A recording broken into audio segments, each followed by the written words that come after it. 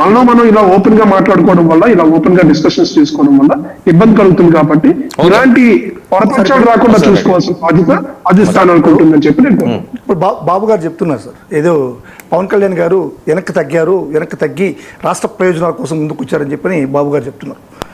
Sir okay, రాష్ట్ర ప్రయోజనాల కోసం 10 స్టెప్పులు కాదు 20 స్టెప్పులు వెనక్కి తగ్గడం అనేటువంటిది మంచిదే, మేము స్వాగతిస్తున్నాం. కానీ ఈరోజు చంద్రబాబు నాయుడు గారు చేస్తున్నటువంటి అరాచకాలని, అన్యాయాన్ని ప్రశ్నించడానికి పెట్టినటువంటి ఈ పవన్ కళ్యాణ్ గారి పార్టీ కానీ పవన్ కళ్యాణ్ గారు ఏం ప్రశ్నిస్తున్నారు?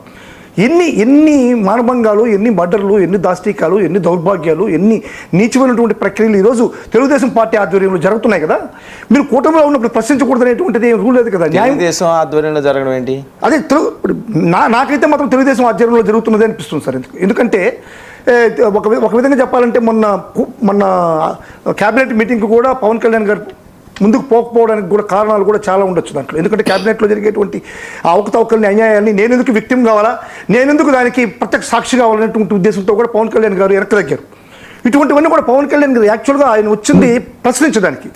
ఈరోజు ఎన్ని దారుణాలు జరుగుతున్నాయంటే అక్రమాలు జరుగుతున్నాయి. ఎందుకు మీరు వెనక్కి తగ్గిన దానివల్ల రాష్ట్ర ప్రయోజనాలకు ఒరిగింది ఏంటి అంటున్నా. సింపుల్ ఎగ్జాంపుల్ చెప్తాను సార్.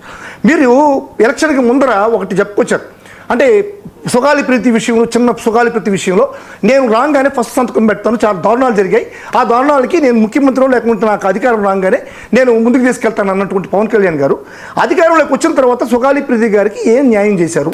ఇంతకుముందు జగన్మోహన్ రెడ్డి గారు చేసినటువంటి న్యాయం తప్ప ఆ తర్వాత ఫర్దర్గా ఏమన్నా సుగాలి ప్రీతి ఫ్యామిలీకే ఉన్నా కానీ ఆ శిక్షించడం కానీ, దోషులు శిక్షించడం కానీ ఏదైనా జరిగిందా? ఇటువంటి కార్యక్రమాలు ఏటికి కూడా ఈరోజు పవన్ కళ్యాణ్ గారికి ఫ్రీడమ్ లేదా, ఫ్రీ హ్యాండ్ లేదు. తెలుస్తుంది, పూర్తిగా బహిర్గతం అవుతుంది. ఇక్కడ పవన్ కళ్యాణ్ గారికి ఫ్రీ హ్యాండ్ లేదు, ఏమీ మాట్లాడలేని పరిస్థితి ఉంది. ఎందుకంటే ఈ బాగా ఇప్పుడు క్యాబినెట్ మీటింగ్ కూడా రావడానికి కూడా కారణంగా విశ్లేషకులు అందరూ కూడా చెప్తున్నారు. కాబట్టి ఖచ్చితంగా పవన్ కళ్యాణ్ గారు వీటిని ఎదుర్కోకపోతే పవన్ కళ్యాణ్ గారికి ఆ మాట మచ్చపడేటువంటి అవకాశం ఉంది. కానీ లేకపోతే ఏమైనా పవన్ కళ్యాణ్ గారికి కూడా జోడించి ఏమన్నా చంద్రబాబు నాయుడు గారు ఏమైనా ఈ మచ్చ అంటించి దాంట్లో భాగస్వామ్యం చేస్తున్నారనేటువంటిది కూడా పవన్ కళ్యాణ్ గారు చెప్పాలి. కాబట్టి ఇటువంటి పరిస్థితుల్లో ఖచ్చితంగా మేము కూటమిలో ఉంటాం, మేము ముగ్గురు ఉంటే గెలిచిపోతాం అనేటువంటి భయం అయితే మాకు లేదు, 100% లేదు. ఎందుకంటే ఈ చంద్రబాబు నాయుడు అందరికి తీసుకుపోయి మచ్చలేయడం, అందరికి తీసుకుపోయి విక్టిమ్స్ చేయడం, అన్ని పార్టీలని చేస్తుంటారు. ఇప్పుడు ఏంటంటారు? ఖచ్చితంగా వాళ్ళు ముగ్గురు కాదు కదా సార్, ఇంకొక ముగ్గురిని యాడ్ చేసుకున్నాం, మాకేం భయం లేదు. మేము ఖచ్చితంగా అధికారంలోకి 2029లో వస్తాం. ఈ దారుణాలకి, ఈ దౌర్జన్యాలకి వాళ్ళ ఎమ్మెల్యేలు చెప్పేటివే, మేము చెప్పేటివి కాదు, వాళ్ళ ఎమ్మెల్యేలు చెప్పేటివే, వాళ్ళ మంత్రులు చెప్పేటివే కాదండి. మేము ముగ్గురుమే 11కి తీసుకొచ్చాం, ఇంకో ముగ్గురు అంటే ఖచ్చితంగా ఇంకొక ముగ్గురు కూడా తీసుకొచ్చినా 2029లో ఎన్ని వస్తాయని ప్రజలు నిర్ణయిస్తారు. ఖచ్చితంగా ప్రజలు నిర్ణయిస్తారు. వాళ్ళలో చేసేటువంటి అవకతవకలన్నీ కూడా ప్రజలు చూస్తున్నారు.